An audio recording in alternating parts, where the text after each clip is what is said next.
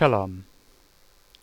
In this talk, I want to clear up an important issue that arose from my last two videos, my use of the holy name at certain points. According to the guidelines on using the holy name within the Talmidi community, which I shall explain later, because this is a discussion, for the most part I'm not using the holy name here. Instead, I will be using the term the Holy One and its Hebrew equivalent, HaKadosh. Now the usual rabbinic argument against using the holy name is to quote Exodus 20 verse 7 and Deuteronomy 5 verse 11. Lo tisa et Shem HaKadosh Elohecha lashav, ki lo yinakeh HaKadosh, et asher yisa et shmo lashav. In English Bibles this is usually translated as, "You shall not use the name of the Lord in vain, for the Lord will not hold anyone guiltless who uses his name in vain."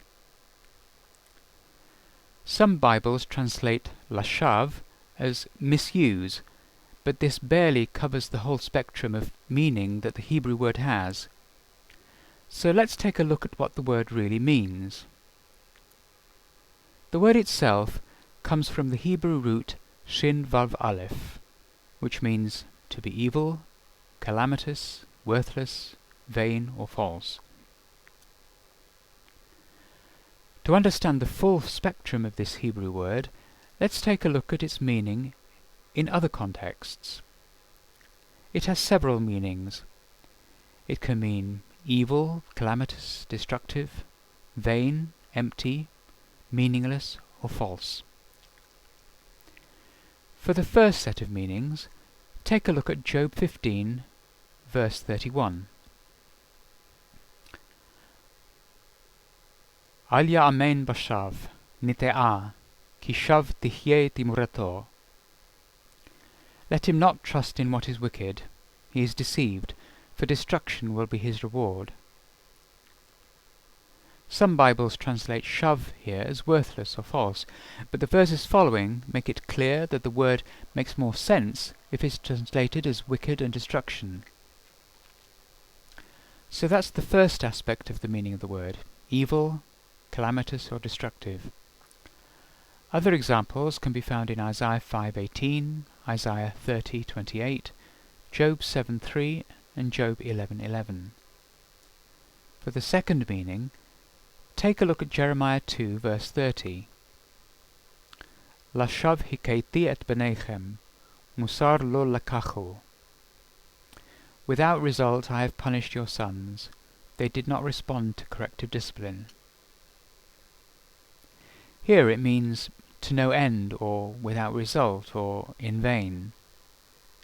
That's the second set of meanings of the word shav. Other examples would be Psalm 31:7 and Malachi 3:14. For the third set of meanings, take a look at Psalm 12 verse 3. Shav yadabru ish et ra'ehu. Each one speaks with the deception to his neighbour. Here the word shav means falsehood, deception, or lies. To sum up, these are the three basic meanings of the word shav. The first is wicked, evil, calamitous, or destructive. The second is vainly, to no purpose, or without result. And the third is false, deceptive, or lying. In the third davar, or third divine proclamation, all three meanings are implied. In other words, translating the Hebrew to give the full sense of all the words in English, it comes out like this. You shall not use the name of the Holy One for evil, or for no good reason, or for falsehood. For the Holy One will not hold anyone guiltless who abuses his name in this way. So you see, the third commandment doesn't forbid the pronunciation of the holy name. It forbids the abuse and misuse of the holy name.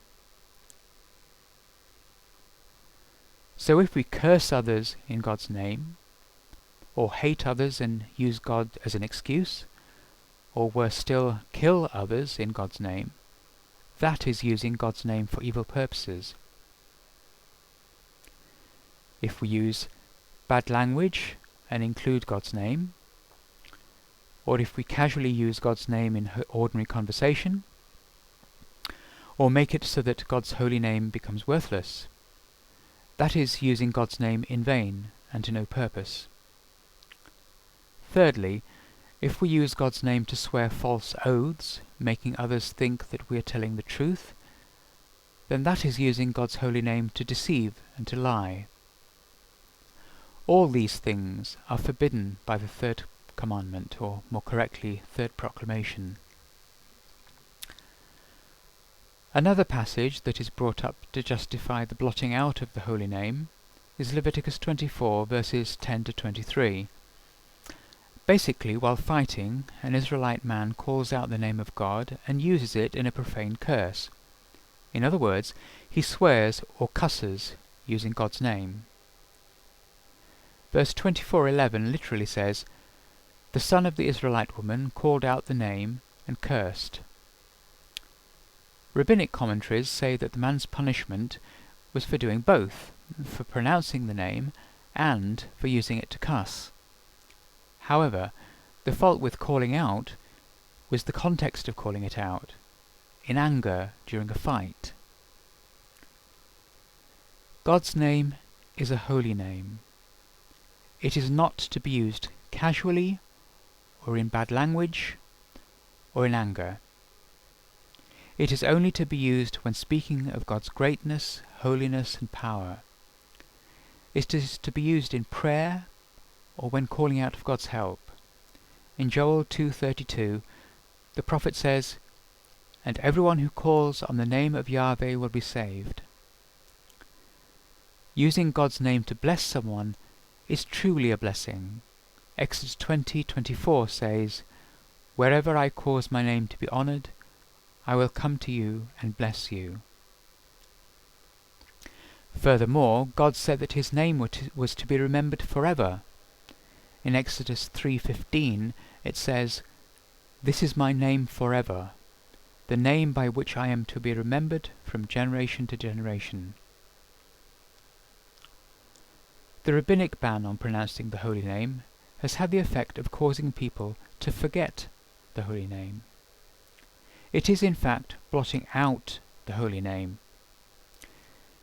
In ancient Hebrew culture, blotting out someone's name was considered the worst insult you could possibly make. Well then, how much more so for God? If you deliberately blot out God's name and cause it to be forgotten, it is the worst thing you can possibly do against the holiness of God's name. In trying to prevent misuse of the holy name, the ancient rabbis have in fact blotted it out. By the way, I'm not fully blaming the ancient rabbis. I'm aware that other ancient Jewish groups, even groups within groups, have banned the pronunciation of the holy name. On the other hand, the Talmidi guidelines on the holy name I believe are more sensible and balanced. According to the third proclamation, we don't use it for evil purposes, or to deceive, or use it casually as if it were nothing. Also, according to the example of Leviticus 24, we don't use it when debating, arguing, or fighting. Instead, it is used when praising God, when speaking reverently and honoring God's power and greatness. It is also used in personal prayer.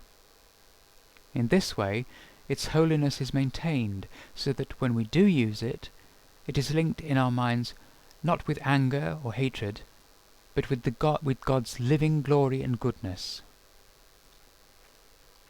The Talmidi experience has been that using the holy name causes the living reality of God to be alive and full in our hearts and minds. Another positive outcome for us has been that doing so has enabled there to be no confusion between God and the prophet Yeshua. The personality of the Holy One is completely different to that of Yeshua. Using the holy name has made God more real and personal to us. We speak it in love, admiration, reverence, and holiness. We speak it believing that the Holy One can save us and protect us with his great power. The Bible speaks against misusing God's name. It doesn't ban it altogether. The total ban is a rabbinic commandment, not God's. The rabbis are not gods. They are men with imperfect answers and opinions. We have listened to them over the last couple of thousand years, and where has it gotten us? It's time to start listening to God. I assure you, if you listen to God, we will become a people blessed, respected, and honored, who will be known by God's name. We will regain our dignity, and the nations will turn to Zion and say, "Come, let us go up to the mountain of the Holy One, to the house of the God of Jacob. He will teach us his ways, so that we may walk in his paths." On that day, just judgment will go out from Zion, and the word of the Holy One from Jerusalem. Shalom, and thank you for listening.